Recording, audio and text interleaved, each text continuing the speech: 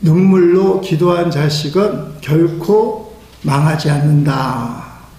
눈물로 기도가 쌓인 자식 절대로 결코 망하지 않는다. 어거스틴의 어머니 모니카가 유명한 말입니다. 모니카가 암브로스 주교의 이 말을 듣고 평생 붙들고 기도했습니다. 어거스틴은 아주 유명한 사람입니다. 앞에 성자가 붙어요. 세인트, 성 어거스틴, 그러니까 성인이 되었다 그 말이죠. 거룩한 사람, 중세 신학의 기틀을 놓은 존경받는 교부였고, 종교 개혁자 마틴 루터나 존 칼빈이 가장 추앙하는, 신뢰하는 영향력을 받은 그런 인물입니다. 그래서 여러분이 어거스틴, 이걸 풀어서 아우구스티누스, 아주 유명한 사람입니다. 그런데 어거스틴이 처음부터 이렇게 훌륭한 신앙인이 아니었습니다. 그는 방황과 타락의 과정을 거쳤고 10대 때부터 여러 여자들과 동거하고 사생활을 낳기까지 한 사람이었습니다. 기독교를 신봉하기보다는 이방 종교, 마니교를 따라갔던 사람이기도 합니다. 이러한 어거스틴이 기독교에서 추앙받는 성 어거스틴, 지금도 큰 영향력을 끼치는 위대한 신앙인이 될 수 있었던 것은 어머니 모니카의 기도가 있었기 때문입니다. 눈물로 기도한 자식은 결코 망하지 않는다. 눈물로 기도한 자식은 나중에 하나님 앞에 감사와 찬양을 돌리는 영광스러운 자식이 된다. 하나님은 특별히 어머니들의 기도를 상당히 중요하게 생각합니다. 아무런 대가도 바라지 않고 오직 자식들 잘 되기를 바라는 어머니의 그 순수한 마음, 이게 어머니의 기도가 아니겠습니까? 어머니가 흘리는 눈물의 기도, 하나님 예면하지 않습니다. 그래서 한국에도 어머니 기도의 모임이 있어요. 아버지 기도의 모임은 없고 어머니 기도의 모임. 성경에 보니까 어머니의 그 눈물을 보시기만 하셨는데도 예수님이 그 눈물을 닦아주시는 장면이 나옵니다. 누가복음 7장의 나인성 가부의 이야기입니다. 예수님께서 갈릴리 지역의 작은 마을인 나인성으로 가셨습니다. 제자들과 수많은 무리들이 예수님을 따라서 성문 앞에 도착했을 때 예수님을 향해 다가오는 일열의 사람들을 마주하게 됩니다. 가부의 독자가 죽어서 장례를 치르는 그런 행렬입니다. 슬픔에 쌓여있는 장례 행렬을 예수님이 그냥 지나치지 않으십니다. 슬퍼하는 그 가부를 보시고 울지 말라 이렇게 위로를 해주시고 장례 행렬 안으로 가더니 예수님이 그 간에 손을 얹으시고 말씀하십니다. 청년아, 내가 네게 말하노니 살아나라. 그랬더니 청년이 살아났습니다. 예수님은 생명의 원동력을 갖고 있잖아요. 예수님 행렬에는 장례 행렬이 없어요. 예수님을 만나면 죽음이 없습니다. 여러분, 놀라운 사실은 이 어머니가 죽은 내 자식 살려달라고 부탁하지 않았다는 겁니다. 그런데 예수님이 그 어머니의 눈물을 보시고 해결해 주신 것입니다. 여러분, 죽은 아들이 살아난 이 기적이 일어난 열쇠가 뭘까? 누가복음 7장 13절에 답이 있습니다. 주님께서 가부를 보시고 불쌍히 여기사 울지 말라 하시고, 예수님이요 불쌍히 여기시면 되는 거예요. 불쌍히 여기면 예수님 앞에서 진정 어린 눈물을 흘리면 예수님이 불쌍히 여기시고 요청을 안 했는데도 역사를 하십니다. 그러니까 오늘 우리가 우리 가족들을 위해서 예수님이 불쌍히 여길 만큼 뭘 해야 돼요? 울어야 돼요. 하하하하 웃어야 되지만, 기쁨과 감사로 하나님께 영광을 돌리지만, 문제가 있다면 자식을 향한 아픔이 있다면 눈물 흘릴 줄 알아야 돼요. 특히 예수님 앞에. 저는 이것이 어머니와 자식에게만 국한된다고 생각하지 않습니다. 우리 모두가 새겨야만 될 하나님의 메시지다. 주님의 요청이다. 따라합시다. 눈물로 기도한 가족은 결코 망하지 않는다. 아버지가 기도해도 거꾸로 자녀가 부모님을 위해 기도해도 눈물로 기도한 가족은 결코 망하지 않는다. 나중에 기쁨과 감사의 열매가 맺겠지만 당장 마음이 아프니까 그 속이 쓰린 상처를 없는 척하고 하하하고 웃는 것도 사실은 문제가 있는 거예요. 속은 골마 터지는데 겉으로만 기뻐하고 감사하면 문제가 있는 거예요. 하나님 앞에 딱 서서 예수 그리스도 이름으로 기도할 때는 아픔을 털어요. 너무너무 가슴이 아픕니다. 가정주의를 맞아서 오늘 말씀을 듣는 저와 여러분이 하나님 앞에 또 예수님의 이름으로 눈물로 기도할 줄 아는 특별히 가족들을 놓고 제가 가정주의를 맞이하면서 요청을 드렸잖아요. 분명한 기도 제목이 있어야 된다. 눈물로 기도할 줄 아는 저와 여러분 되시기를 예수님 이름으로 축복합니다. 오늘 본문 말씀은 가정주의에 안 맞는 말씀 같아요. 예수님께서 십자가 사형을 받으시려고 골고다로 올라가시는 장면입니다. 아무런 죄가 없으신 하나님의 아들 예수 그리스도께서 저와 여러분의 죄악 때문에 그 죄악을 대신 담당하시려고 십자가 죽음을 향해 한 걸음 한 걸음 올라가는 모습입니다. 빌라도 재판장에서 골고다 언덕까지의 거리는 800m쯤 됩니다. 그 길을 비아 돌로로사 그렇게 표현을 합니다. 라틴어로 슬픔의 길, 고난의 길, 사순절 고난 주간만 되면 비아 돌로로사. 실제로 십자가를 어떤 사람이 대신 지고 그 길을 예수님이 걸어가셨던 2000년 전에 그 길을 재현하는 장면도 나옵니다.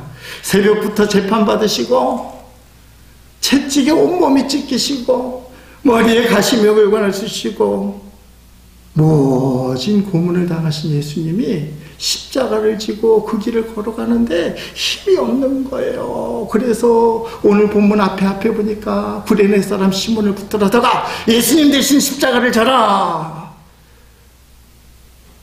그래서 예수님이 겨우 올라가는데요. 수많은 여인들이 함께 울면서 올라가는 거예요. 여인들이 우는 그 호명하고 또 가슴 찌르는 소리 있잖아요. 여자들이 이게 비명도 아니고 한탄도 아니고 끄끄 이러면서 예수님을 따라 올라갈 때는 예수님의 그 고통에 동참하고 제가 예수님과 함께 가고 있습니다 표현을 하는 거예요. 알다시피 제자들이 다 도망가고요.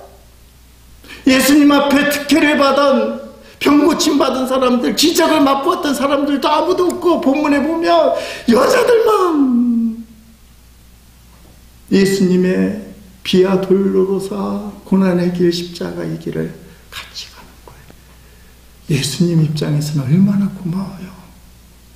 베드로는 어디 갔대? 제자들은 어디 갔대? 이 여인들이 나와 함께 하는구나. 나와 함께하는 이 여인들이 얼마나 귀한지 모릅니다.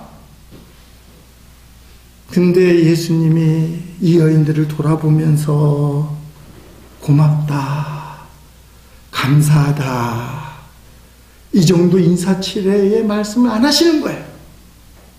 왜냐하면 고맙다, 감사하다 하는 인사치레보다 더 중요한 메시지가 있기 때문에.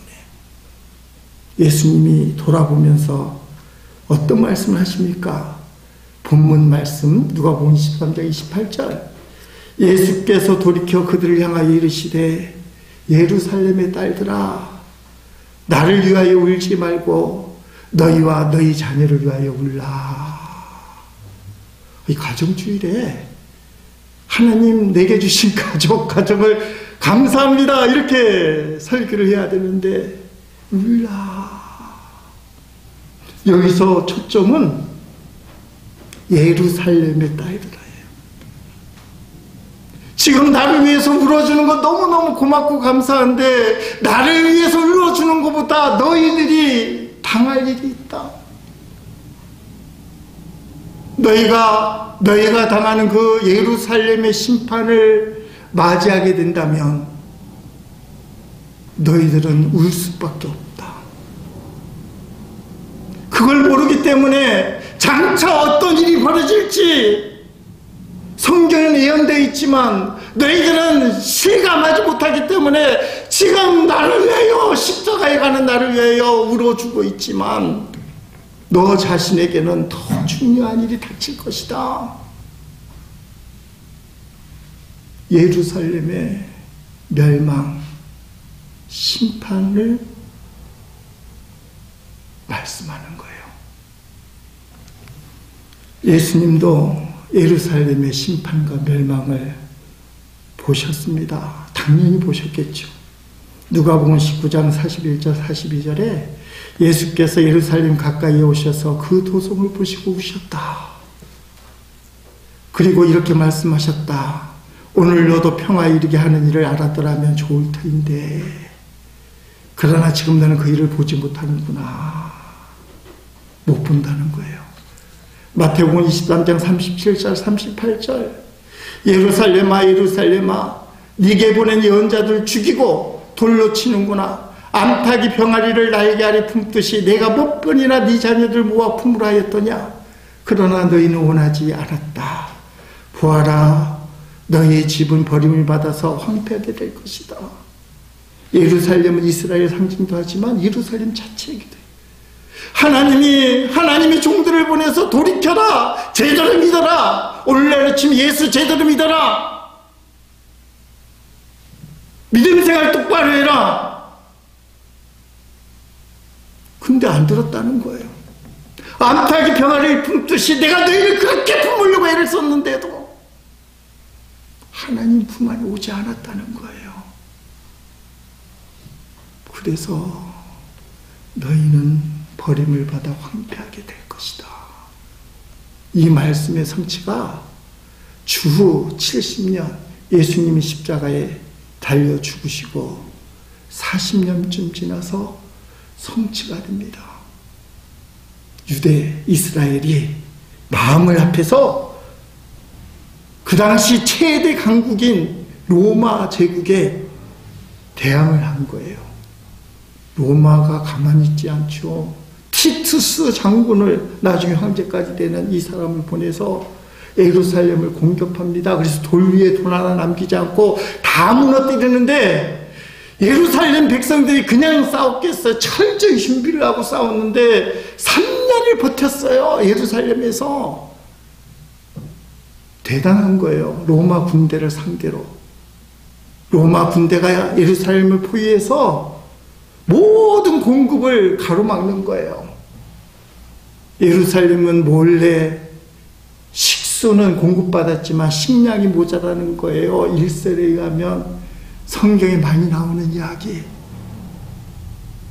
아기들을 잡아먹었더라. 식량이 없어서. 버티다 못해서 그들은 최후의 결정을 내립니다. 마사다로 도망가겠다는 거예요. 그래서 마사다 항쟁이라는 유명한 전쟁이 이제 이어지게 돼요. 자, 그림을 하나 보겠습니다. 사진. 이게 마사다라는 것이 히브리어로 요새라는 뜻인데 이스라엘 남부 유대 사막 동쪽에 우뚝 선 거대한 바위 절벽이에요. 이거 20세기에 대해서 발견했어요. 역사에 기록이 다 사라질 뻔했어요. 좀 안 된 이야기지만 이스라엘의 전통 역사가들이 로마 편을 드는 바람에 이스라엘의 치열한 항쟁, 결결인 항쟁, 그 항쟁 기록을 지워버렸어요. 유명한 역사 기록에서. 그래서 20세기 될 때까지 마사다가 있는지도 몰랐어요. 근데 적을 발견한 거예요. 저렇게 높은 곳에 저런 요새 가마니까 왕궁터예요. 거의 2000년 동안 묻히고 사라질 뻔한 역사를 발견하고는 그 원인을 찾기 시작했더니 놀라운 자료들이 나오는 겁니다. 예루살렘이 멸망 직전에 초롱성 같은 포위명을 뚫고 969명이 마사다로 도망가서 최후의 항전을 하기로 결정을 한 거예요. 그리고 969명이 예루살렘의 수많은 인원 중에서 저쪽으로 도망을 가는 겁니다. 예루살렘이 완전히 멸망됐지만 로마 입장에서 보면 잔당 969명이 저 마사다에 가서 떡 버티고 있는데 게릴라전을 피는 거예요. 밤마다 내려와서 괴롭히고. 그러니까 티투스 장군이 이 마사다 전쟁을 하는데 난공불락의 천연 요새예요. 방법이 없어요. 아무리 강력한 로마 군대지만 수많은 군인을 데려와도 저 난공불락의 우뚝 선 절벽에 있는 동네를 무너뜨릴 수가 없어요. 그래서 가장 무식한 방법, 옛날 전쟁에서 인력을 동원해서 할 수 있는 가장 무식한 방법이 저런 요새는 흙을 갖고 산을 쌓는 겁니다. 저만한 높이만큼. 여러분 이해를 못하겠잖아요. 로마 군대가 야 이건 방법이 없다. 그래서 저 3분의 2쯤 되는 데까지 흙을 쌓았어요. 토성을. 사람의 방법으로 저걸 못 올라가니까. 아무리 포를 쏘고 그 당시에 최신식 무기를 갖다 해도 못 무너뜨리는 거야.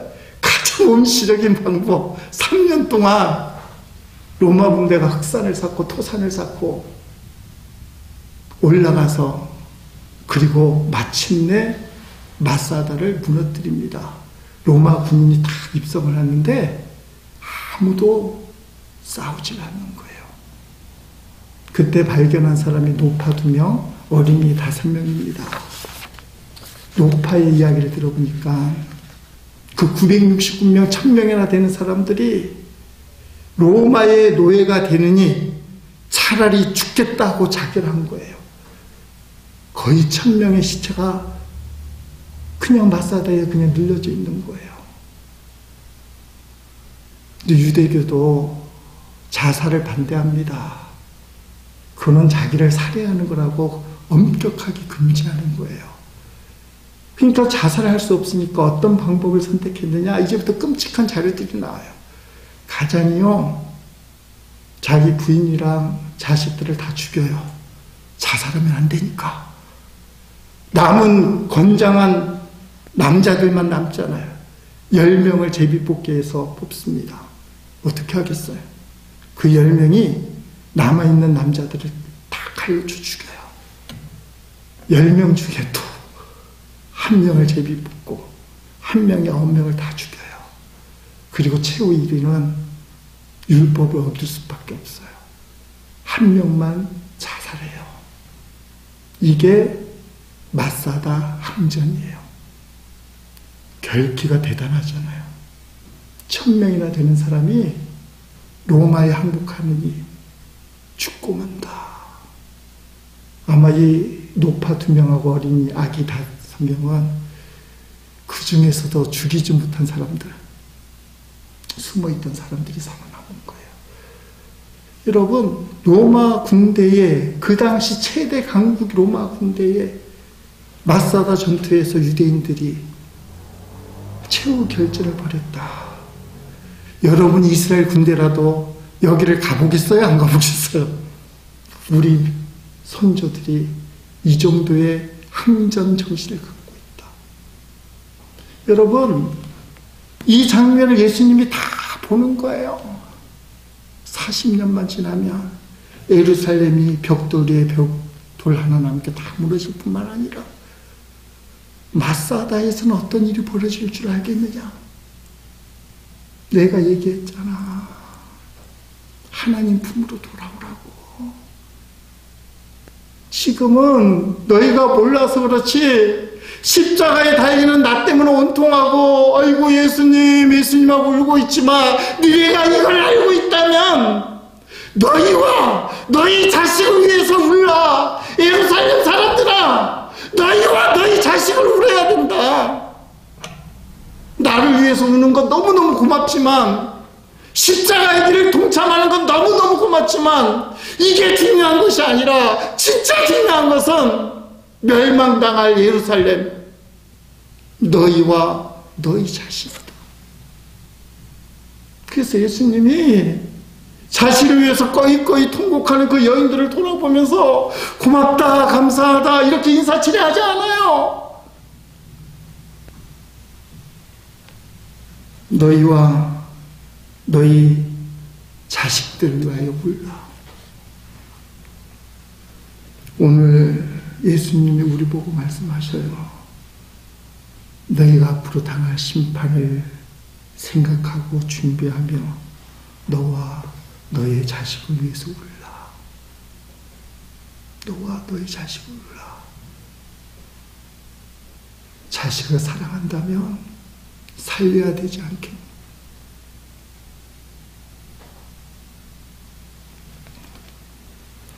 요새 우리 집사람이 좀 바쁘게 삽니다.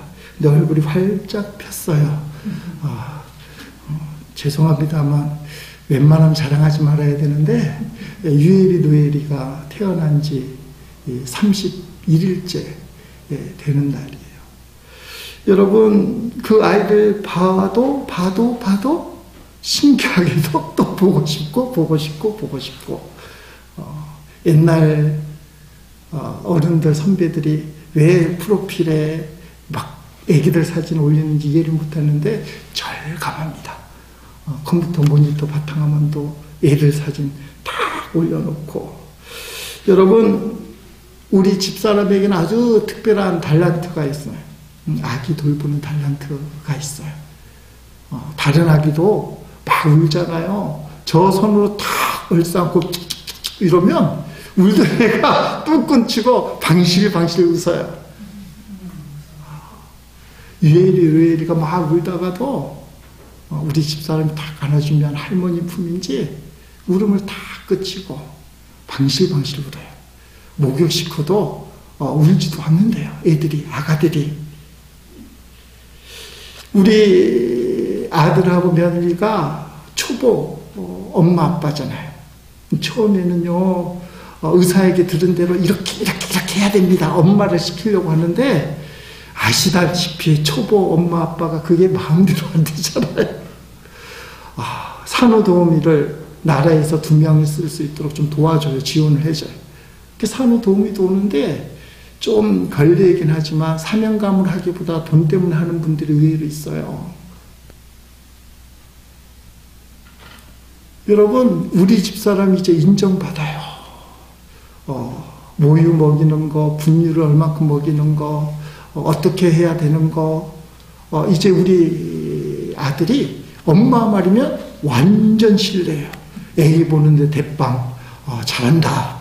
어떻게 엄마만 오면 애들이 저렇게 얌전하게 있는지 모르겠다고 막 그렇게 합니다. 여러분 우리 집사람이 사모님이 몸이 피곤할까요? 피곤하지 않을까요? 활짝 웃는다고 피곤하지 않을까? 쌍둥이를 키워보신 분은 조금 아실 거예요. 하나도 피곤한데요. 쌍둥이는 번갈아 가면서 얘들이 동시에 밥 먹고 동시에 싸지 않아요. 엄청 힘듭니다. 그런데 그럼에도 불구하고 우리 집사람이 웃으면서요, 가서 도와주고 싶고 아이들 허락을 받아야 되지만 왜 그럴까요? 사랑하기 때문에 애들을 살리려고, 도와주려고, 우리 아들 며느리 도와주려고, 손주들 제대로 키워보려고 애를 쓰는 거예요.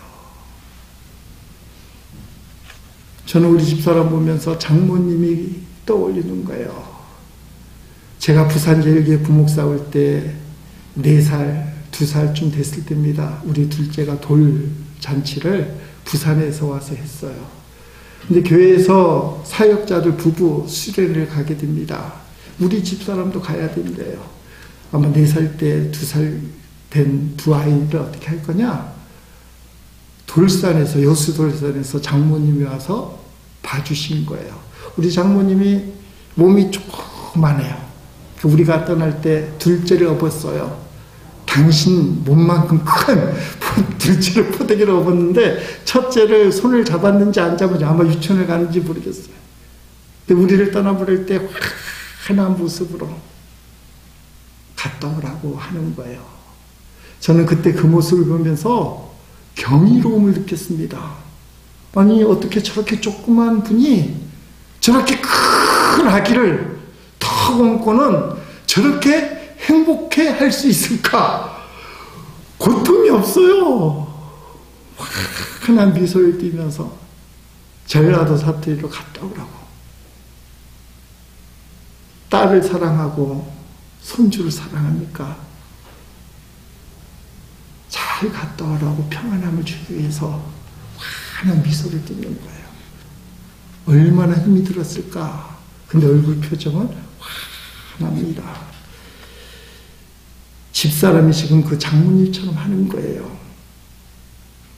아들을 사랑하고 며느리를 사랑하고 손주들을 사랑하니까 잘 돌보려고 있는 힘을 다하면서도 그게 기쁜 거예요. 그러면서 저보고 하는 말이 있습니다. 건강해야 돼요. 이제 손주들도 있는데 아프면 어떡해요.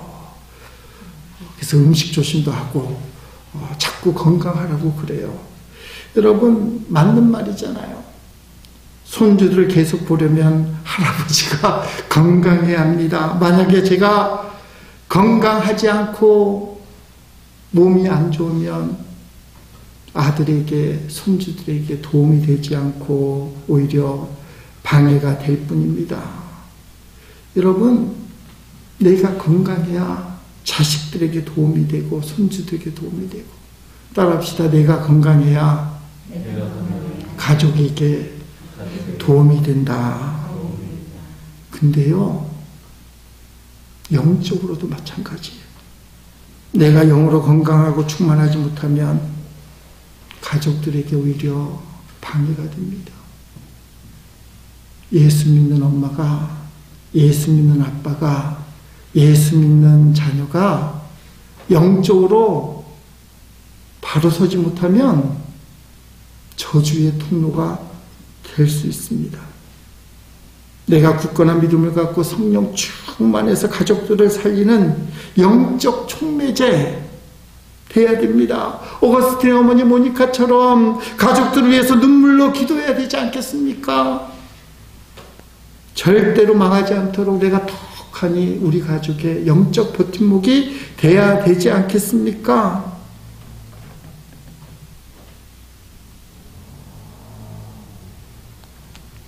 혹시나 내 가족에게 어려움이 생기거나 문제가 생기면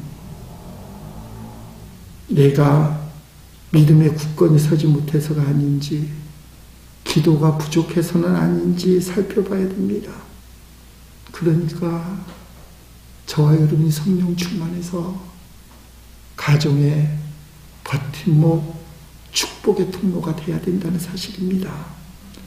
제가 입에 단내가 안 돼도 말씀하잖아요. 성령은 예수님 믿게 만들고 예수님 전하게 만든다. 성령 충만해야 된다. 예수님을 더욱 잘 믿게 만들고 예수님을 더욱 잘 전하게 하는 분은 성령입니다. 제가 강단에서 설교할 때 성령 충만해야 여러분이 예수님 더 잘 믿도록 촉매자가 되는 거예요.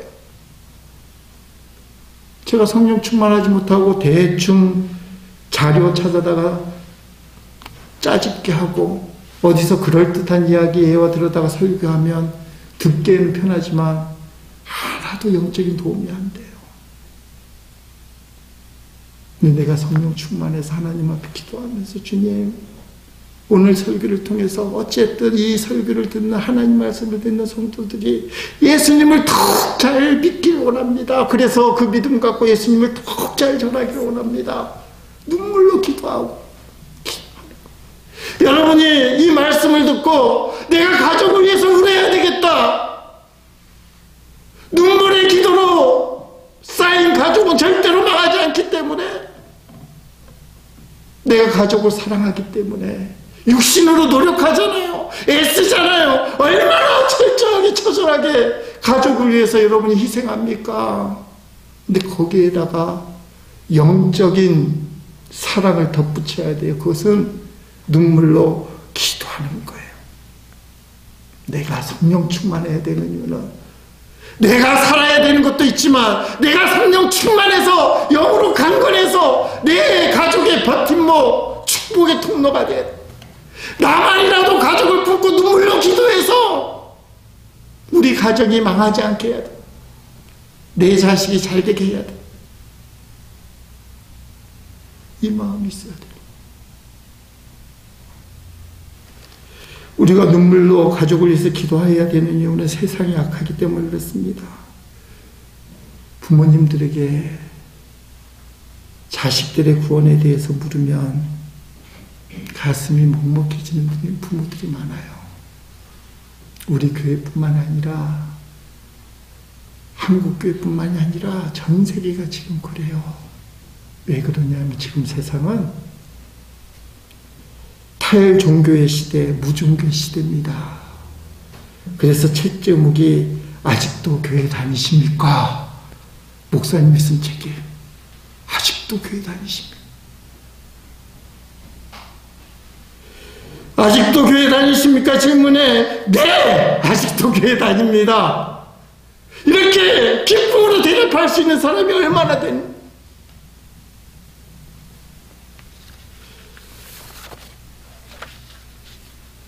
이건 상당히 중요한 질문입니다. 왜 그러냐면 죽고 사는 게 달려있어요. 영혼의 구원 문제가 달려있기 때문에 그렇습니다. 교회 다닌다고 구원받는 건 아니에요. 예수 믿어야만 구원받습니다. 그런데 어떻게 예수를 잘 믿습니까? 교회 다님으로, 기본적으로 교회 다님으로 예수님을 더욱더 잘 믿고 예수님을 더욱더 잘 전합니다. 성령께서 역사하시니까. 우는 사자처럼 산길차를 찾는 게 낙이에요. 탈종교, 무종교, 아직도 교회 다녀? 이렇게 현대인들을 유혹하고 넘어뜨리는 거예요. 교회 다니면 미개인 취급하고.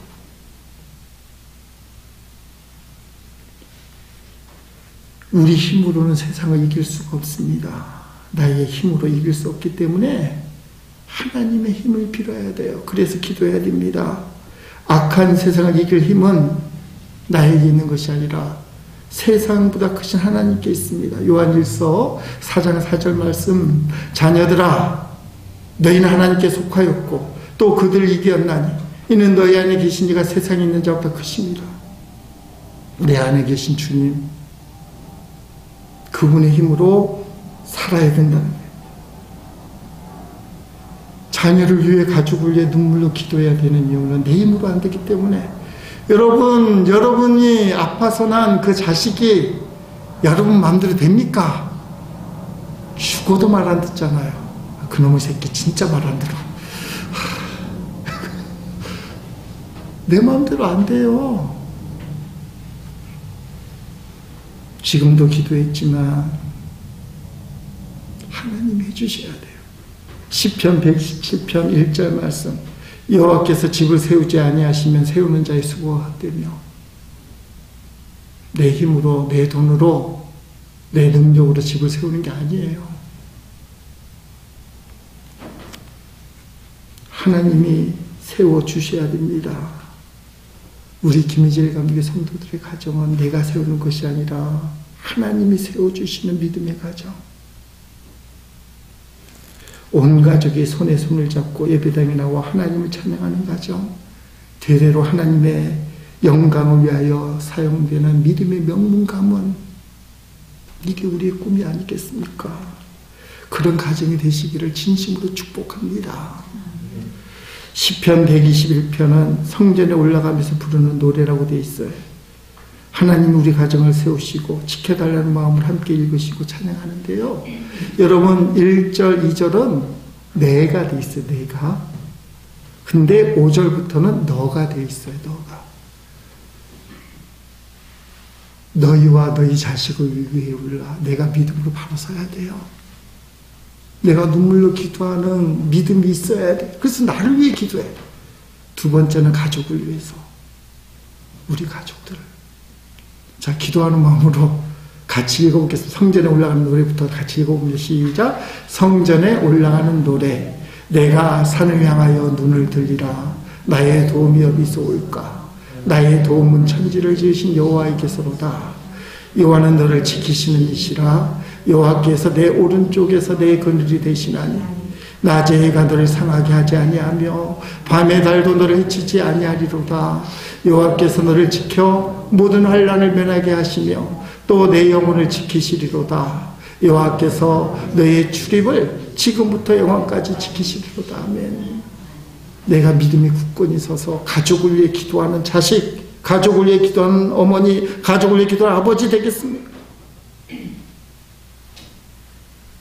그리고 내 가족들 위해서 눈물로 기도하겠습니다.